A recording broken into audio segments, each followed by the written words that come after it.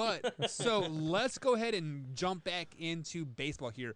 Ohtani Combs is on pace for 45 home runs this season. He is the first player ever to have 15 home runs and 60 strikeouts as a pitcher in his first 15 games of a season. Can he win the MVP? Here's a better question for you. Can he win the MVP and a Cy Young in the same season? No. Because this guy, being the two-way player that he is absolutely phenomenal. And I said it at the beginning of the season that they were going to need to make a decision on whether or not he is a pitcher or whether or not he is a batter. And, I mean, I don't think they need to make that decision. The guy's got 17 home runs already this season. In freaking let me get his pitching stats here.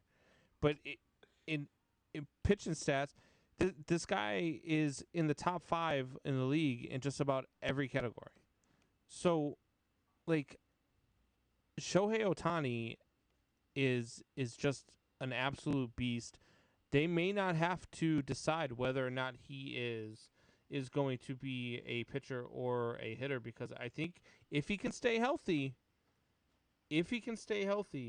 this guy is the real deal. And I don't feel like they're going to have to make that decision. Wyatt, what are your thoughts? No, I think there are two players right now. I think two players in baseball that genuinely make me want to watch every single time they step on the field. Fernando Tatis, and it is Shohei Ohtani. That kid is ridiculous. He started off the season ridiculous. I mean, He is awesome and so fun to watch. The fact that he can throw a pitch at 100 mile an hour and then turn and hit a 350-foot bomb right after is just insane. And I love every second of watching him play. It's awesome. And not only that, but then the guy's still got a sub-3 ERA. Yeah. He's got a 1.16 whip. Yeah. He's only 2-1, but that's because he's playing for the Angels, and they are off to a really bad 2021. Again, disappointing me. But this guy is a freaking beast. And he's a beast on both ends. I would love to see this guy win an MVP. And how amazing would that be? Cy Young and MVP in the same season. Yeah, it would be definitely unheard of. Like it has never happened. I don't think because no, there was no Cy Young award when Babe Ruth was pitching. So like Babe Ruth was only pitcher and hitter, so it has never happened. But like, let me ask you this question, Combs: has a DH ever won a MVP? Did Ortiz win? That's a good question. I think David Ortiz won one. Well, but he was a first baseman though, right? He was DH. No, he's a DH. Okay, so I mean, he had that first base designation like most DHs do, right? But he's a DH. It's like a lot like Nelson Cruz.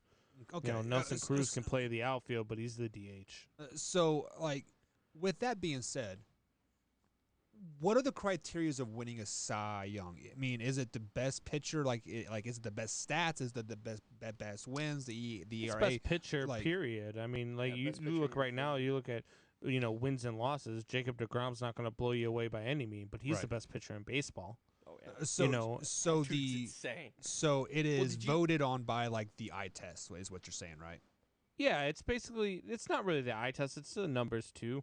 I mean, you look at in the National League, you got Jacob deGrom, who's got a ERA that's at like .62 or something crazy, and then you look at it. But I think you throw wins and losses out the window at that point, just because wins and losses in baseball is probably the most overrated stat out there. Especially for a starting pitcher. You could leave the game, which Jacob deGrom does often, where he's winning 2-0, and then the Mets lose the game.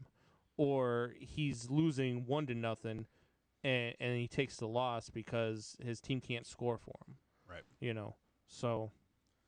So you're going out on a limb and saying that Ohtani is going to win the Cy Young and the MVP this year?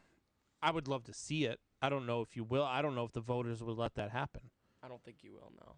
I don't think I think the voters will say, all right, well, if he's the MVP, I'm not going to give him the Cy Young